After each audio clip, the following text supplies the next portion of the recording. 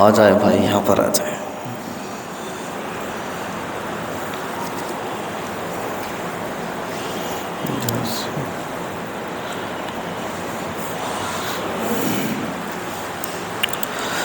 نحمدہ ونصلی علی رسولہ الکریم، اما بعد فاعوذ باللہ من الشیطان الرجیم، بسم اللہ الرحمن الرحیم۔ الطیبات للطیبین والطیبون للطیبات۔ وقال النبی صلی اللہ علیہ وسلم: کل بنی آدم خطاء وخیر الخطائین التوابون۔ آمنت باللہ صدق اللہ مولانا العظیم وصدق رسولہ النبی الکریم ونحن علی ذلک من الشاہدین والشاکرین والحمد للہ رب العالمین۔ میرے محترم بزرگوں، بھائیوں اور دوستوں، اس عنوان سے متعلق بیان کا سلسلہ چل رہا ہے کہ شرم و حیا کا اسلام کی نظر میں کیا مقام ہے۔ اسی عنوان کو سامنے رکھ کر میں نے دیکھیں قرآن مقدس کی ایک آیت مبارکہ آپ کے سامنے تلاوت کی ہے۔ اسی آیت مبارکہ کو سامنے رکھ کر میں اپنے اکابر سے سیکھی گئیں کچھ باتیں آپ کی خدمت میں رکھوں گا۔ بس آپ اللہ رب العزت سے دعا فرما دیں کہ صحیح صحیح باتیں میری زبان سے کہلوا دے اور ہم سبھی کے لیے ان باتوں کو کارآمد اور نفع بخش بنا دیں۔ دیکھیں، اللہ جل جلالہ قرآن مقدس کے اندر ارشاد فرماتے ہیں: الطیبات للطیبین، کہ پاک دامن عورتیں پاک دامن مردوں کے لیے ہیں، والطیبون للطیبات، اور پاک دامن مرد پاک دامن عورتوں کے لیے ہیں۔ یوں سمجھ لیجئے کہ جو بندہ دنیا کے اندر پاک دامنی کی زندگی گزارتا ہے، اسے دنیا کے اندر نقد یہ انعام ملتا ہے کہ اللہ جل جلالہ اس کے گھرانے کو پاکیزگی اور پاک دامنی کی زندگی نصیب فرماتے ہیں۔ حدیث مبارکہ کے اندر آتا ہے کہ ایک شخص نے بارگاہ نبوی صلی اللہ علیہ وسلم میں شکایت کی، عرض کیا کہ یا رسول اللہ صلی اللہ علیہ وسلم، مجھے اپنی بیوی کے کردار پر شبہ شک ہے۔ دیکھیں، نبی کریم سرور دو عالم صلی اللہ علیہ وسلم نے کتنا پیارا جملہ ارشاد فرمایا۔ آپ صلی اللہ علیہ وسلم نے ارشاد فرمایا کہ تم دوسروں کی عورتوں کے بارے میں پاکیزہ رہو گے تو لوگ تمہاری عورتوں کے بارے میں پاکیزہ اور پاک دامن رہیں گے۔ اس سے پتہ چلتا ہے کہ عدلے کا بدلہ ہوتا ہے، یعنی جو بندہ زنا کرتا ہے وہ فقط فحش عمل ہی نہیں کرتا، جو بندہ زنا کرتا ہے وہ فقط گندا کام ہی نہیں کرتا، بلکہ میرے پیارے بھائیوں دوسروں کا مقروض ہو جاتا ہے، اور یہ قرضہ اس کی اولاد میں سے، اس کے گھر والوں میں سے کسی نہ کسی کو چکانا پڑتا ہے۔ اصول یہی ہے کہ گناہ کی سزا اسی عمل کے جن سے ہوا کرتی ہے، لہٰذا جو بندہ دوسروں کی عزتوں کو تباہ کرے گا، جو بندہ دوسروں کی عزتوں کو برباد کرے گا، کل میرے پیارے بھائیوں دوسرے اس کی عزتوں کو تباہ و برباد کریں گے۔ آج اگر ہم یہ چاہتے ہیں کہ ہمارے گھر کی عورتیں پاک دامن رہیں، ہمارے گھر کے مرد پاک دامن رہیں، تو ہمیں چاہیے کہ دوسرے گھروں کی عورتوں اور مردوں کے بارے میں اچھا گمان اپنے دل میں رکھیں اور اپنی ذات سے اور اپنی ذات کے شر سے ہمیشہ دوسروں کو محفوظ رکھنے کی کوشش کریں۔ اس سلسلے میں دیکھیں علامہ امام شافعی علیہ الرحمٰن نے بڑے پیارے اشعار کہے ہیں۔ وہ اشعار سننے کے ہیں، سمجھنے کے ہیں، عبرت اور نصیحت حاصل کرنے کے ہیں۔ آپ نے فرمایا عفو تعفو نساؤکم فی المحرم وتجنبوا ما لا یلیق بمسلم۔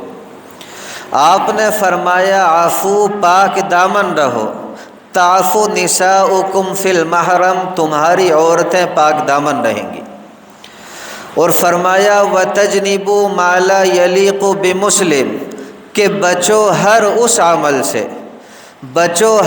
عمل سے جو ایک مسلمان کی شایع نشان نہیں۔ اس کے بعد فرمایا ان الزنا دین فإن اقرضته کان الوفا من اہل بیتک فاعلم۔ آپ نے فرمایا کہ زنا ایک ایسا قرض ہے کہ اگر تو اس قرض کو لے گا تو پھر اس بات کو اچھی طرح جان لے، اس بات کو اچھی طرح سمجھ لے کہ اس قرض کی ادائیگی تیرے گھر والوں سے ہوگی۔ اور فرمایا من یزنی یزن بہ ولو بجدارہ ان کنت یا ھذا لبیبا فافہم کہ جو بندہ زنا کرے گا اس کے ساتھ زنا کیا جائے گا، اگر تو اے شخص سمجھدار ہے تو پھر اس بات کو اچھی طرح سمجھ لے، جان لے۔ وہی بات کہ اگر ہم آج دوسروں کے گھروں کی عورتوں کے اوپر بری نگاہ ڈالیں گے تو یاد رکھیں کل دوسرے ہمارے گھروں کی عورتوں پر بری نگاہ ڈالیں گے۔ آج اگر ہم یہ چاہتے ہیں کہ ہماری بچیاں سلامت رہیں، آج اگر ہم یہ چاہتے ہیں کہ ہماری بہنیں محفوظ رہیں، آج اگر ہم یہ چاہتے ہیں کہ ہمارے گھروں کی عزت محفوظ رہیں، تو پھر اپنی جانب سے پوری کوشش کریں کہ ہماری طرف سے کبھی بھی کسی کی عزت کو داغدار کرنے کی کوشش نہ کی جائے۔ اس سلسلے میں میرے پیارے بھائیوں، میں 2 واقعات آپ کے سامنے رکھتا ہوں، جتنی توجہ کے ساتھ سنیں گے انشاءاللہ ثم انشاءاللہ یہ جو زنا والا عمل ہے اس کی نفرت ہمارے دلوں میں پیدا ہوگی، اور پاک دامنی والا جو عمل ہے اس کی محبت ہمارے دلوں میں بیٹھے گی۔ دیکھیں تفسیر روح البیان کے اندر یہ قصہ منقول ہے کہ شہر بخارا کے اندر ایک جویلر کی مشہور دکان تھی۔ اس کی بیوی انتہائی خوبصورت بھی تھی اور اعلیٰ درجے کی سیرت کی بھی مالک تھی، یعنی صورت کے اعتبار سے بھی بڑی اچھی تھی، اور اللہ رب العزت نے سیرت سے بھی بڑی اچھی سے نوازا تھا۔ ان کے یہاں ایک سقا یعنی پانی پلانے والا 30 سال تک پانی پلاتا رہا، بڑا ہی بھروسے کا اور بڑا ہی بااعتماد شخص تھا۔ لیکن دیکھیں ایک دن ایسا ہوا کہ اس سقے نے پانی پلانے کے بعد اس جویلر کی بیوی کا ہاتھ پکڑا، اس ہاتھ کو پکڑنے کے بعد شہوت سے اس طرح دبایا، یعنی برے ارادے سے اس طرح دبایا، اس کے بعد وہ بھاگ کر کے چلا گیا، اس کے بعد وہ بھاگ کھڑا ہوا۔ جویلر کی بیوی بڑی غمزدہ ہوئی، آخر اس کے 30 سال کے اعتماد اور بھروسے کو ٹھیس پہنچی تھی، بے اختیار اس کی آنکھوں میں آنسو آ گئے۔ اسی دوران جویلر جو ہے وہ اپنے گھر کھانا کھانے کے لیے آیا، اس نے اپنی بیوی کو روتا ہوا دیکھا تو بیوی سے پوچھا کہ کیا بات ہے؟ بیوی نے رو کر کے سارا ماجرا بتا دیا، سارا قصہ سنا دیا۔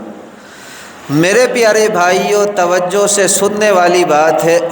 وہ جویلر کہنے لگا کہ بات اصل میں یہ ہے کہ غلطی اس سقے کی نہیں بلکہ غلطی میری ہے۔ آج اصل میں ایسا ہوا کہ میری دکان پر ایک عورت زیور خریدنے کے لیے آئی، جب میں اسے زیور دینے لگا اس کا ہاتھ بڑا خوبصورت تھا، اس کا ہاتھ مجھے بڑا اچھا لگا، میں نے اس کے ہاتھ کو پکڑا، شہوت سے دبایا یعنی برے ارادے سے دبایا، اس کے بعد چھوڑ دیا۔ تو یہ میرے ذمے ایک قرض ہو گیا تھا جو اس سقے نے تمہارے ہاتھ کو شہوت کے ساتھ دبا کر کے اتار دیا، اور اب میں پکے سچے دل سے تمہارے سامنے توبہ کرتا ہوں کہ آئندہ انشاءاللہ ثم انشاءاللہ پھر کبھی میں یہ عمل نہیں کروں گا، لیکن ہاں تم کل یہ ضرور مجھے بتانا کہ وہ سقا تمہارے ساتھ کیا معاملہ کرتا ہے۔ اگلے دن میرے پیارے بھائیوں وہ سقا پانی ڈالنے کے لیے آیا۔ آنے کے بعد جویلر کی بیوی کے پاس گیا اور جا کر کے کہنے لگا کہ میں انتہائی نادم ہوں، شرمندہ ہوں۔ کل شیطان نے مجھے ورغلا کر مجھ سے یہ برا کام کرا دیا، کل شیطان نے مجھے بہکا کر کے مجھ سے یہ برا کام کرا دیا۔ آج میں پکے سچے دل سے توبہ کرتا ہوں اور آپ کو اس بات کا یقین دلاتا ہوں کہ آئندہ انشاءاللہ ثم انشاءاللہ پھر کبھی یہ عمل نہیں کروں گا۔ آپ دیکھیں میرے پیارے بھائیوں کہ ادھر اس جویلر نے دوسرے کی بیوی کے ہاتھ کو شہوت کے ساتھ پکڑنے سے توبہ کی، ادھر سقے نے اس کی بیوی کو شہوت کے ساتھ ہاتھ لگانے سے توبہ کر لی۔ اسی لیے کہا گیا ہے کہ ان الزنا دین فإن اقرضتہ کان الوفا من اہل بیتک فاعلم، کہ زنا ایک ایسا قرض ہے کہ اگر آپ اس قرض کو لیں گے تو پھر اس کی ادائیگی اس بات کو اچھی طرح سمجھ لیں کہ آپ کے گھر والوں سے ہوگی، یعنی آپ کے گھر والوں میں سے کسی نہ کسی کو یہ قرض چکانا پڑے گا۔ اس لیے میں نے کہا ہے کہ آج اگر ہم یہ چاہتے ہیں کہ ہماری بچیاں سلامت رہیں، ہمارے گھر کی بیٹیاں ہماری بہنیں محفوظ رہیں، تو میرے پیارے بھائیوں یہ طے کر لیں کہ انشاءاللہ ثم انشاءاللہ آج کے بعد ہم بھی کسی کی بہن بیٹی کے اوپر بری نگاہ نہ ڈالیں گے۔ اسی طرح دیکھیں دوسرا واقعہ میں آپ کے سامنے رکھتا ہوں، یہ واقعہ میرے پیارے بھائیوں تفسیر روح المعانی کے اندر موجود ہے۔ اس کے اندر لکھا ہے کہ ایک مرتبہ ایک بادشاہ کے سامنے کسی عالم نے یہ تذکرہ کیا کہ جو بندہ زنا کرتا ہے، بدکاری کرتا ہے، تو یہ ایک ایسا قرض ہے جو اس کے گھر والوں یا اس کی اولاد میں سے کسی نہ کسی کو چکانا پڑتا ہے۔ بادشاہ نے سوچا کہ میں اس کا تجربہ کر کے دیکھتا ہوں۔ دیکھیں بادشاہ کی بیٹی حسن و جمال کے اندر اپنی مثال نہیں رکھتی تھی۔ اس بادشاہ کی بیوی اعلیٰ درجے کی خوبصورت تھی۔ بادشاہ نے اپنی بیٹی یعنی شہزادی کو بلایا اور بلا کر کے کہا کہ بیٹا آج تم عام کپڑے پہننا، آج تم سادہ لباس پہننا، اور سادہ لباس پہن کر بازار جانا اور اکیلی جانا، اور ہمارے محل سے بازار جانے تک اور بازار سے محل تک آنے تک لوگ تمہیں دیکھ کر تمہارے ساتھ جو بھی معاملہ کرے اس کو ہو بہو بالکل اسی طرح آ کر کے مجھ سے بتانا۔ شہزادی نے کہا کہ ابا جان بہت اچھا۔ میرے پیارے بھائیوں شہزادی نے عام سادہ لباس پہن کر بازار کا چکر لگایا، لیکن دیکھیں جب بھی کوئی غیر محرم اس کی جانب نگاہ اٹھا کر کے دیکھتا تو فوراً مارے شرم کے اپنی نگاہ کو نیچی کر لیتا، یعنی کسی بھی غیر محرم نے اس کی خوبصورتی کی جانب دیکھنا پسند نہیں کیا۔ شہزادی جب سارے شہر کا چکر لگا کر کے محل میں داخل ہو رہی تھی تو راہداری میں ایک ملازم تھا، اس نے شہزادی کو محل کی خادمہ سمجھا اور محل کی خادمہ سمجھ کر کے روک لیا۔ اس کے بعد اس نے شہزادی کو اپنے گلے لگایا، اس کا بوسہ لیا، اس کے بعد میرے پیارے بھائیوں بھاگ گیا۔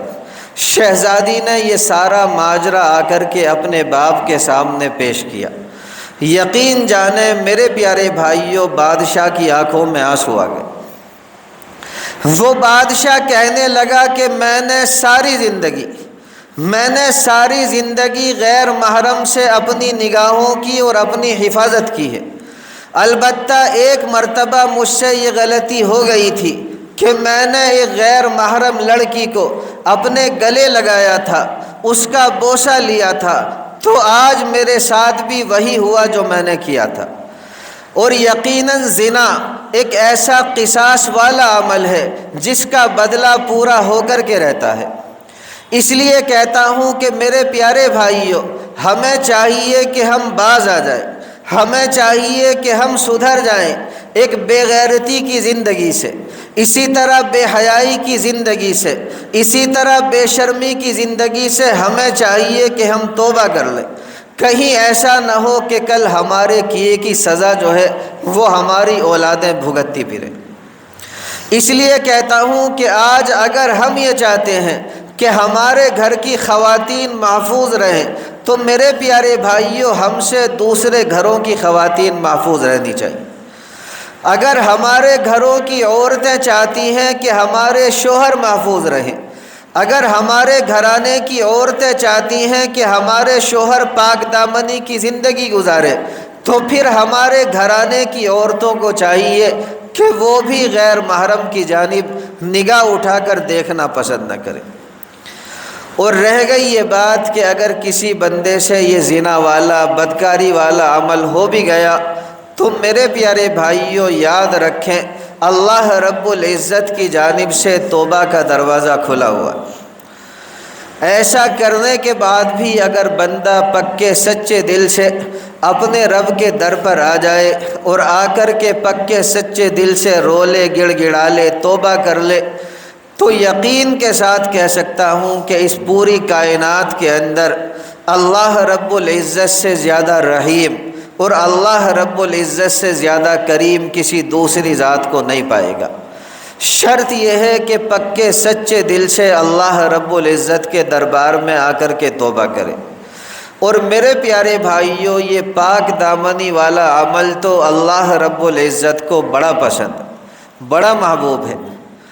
کتنا پسند ہے اس کی ایک مثال میں آپ کے سامنے رکھتا ہوں، جتنی توجہ کے ساتھ سنیں گے انشاءاللہ ثم انشاءاللہ ہم سب کا ایمان تازہ ہوگا اور ہمارے دلوں میں پاک دامنی والے عمل کی محبت پیدا ہوگی اور ہم میرے پیارے بھائیوں پاک دامن بننے کی کوشش کریں گے۔ دیکھیں یہی اسلام کالونی کے اندر حضرت شیخ عبدالحق محدث دہلوی علیہ الرحمہ کا مزار ہے۔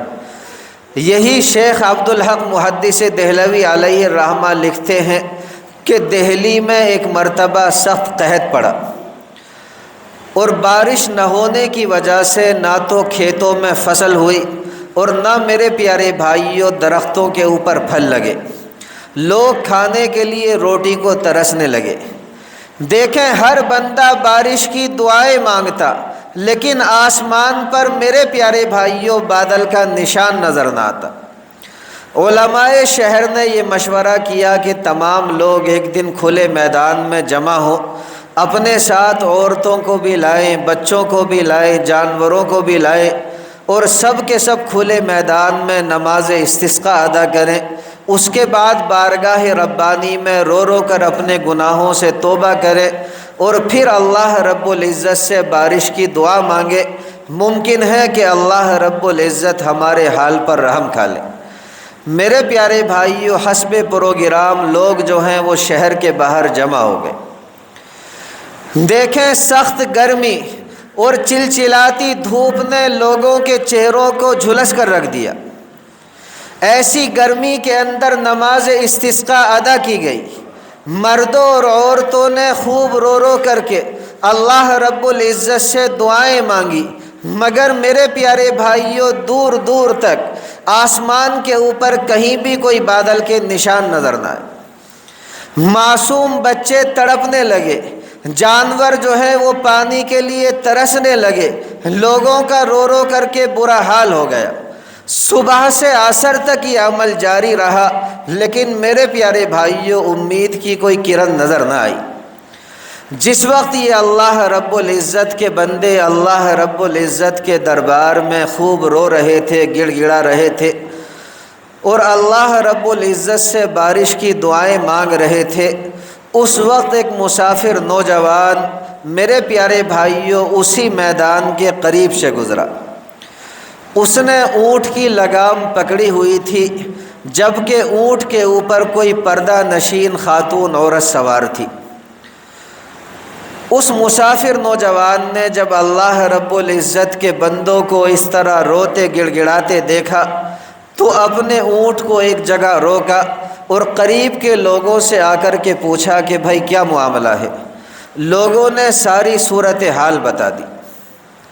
جب اس مسافر کو حقیقت حال کا پتہ چلا تو میرے پیارے بھائیوں وہ اونٹ کے پاس گیا اور اپنے اونٹ کے پاس جا کر کے اس نے بارگاہ ربانی میں دعا کے لیے ہاتھ اٹھائے۔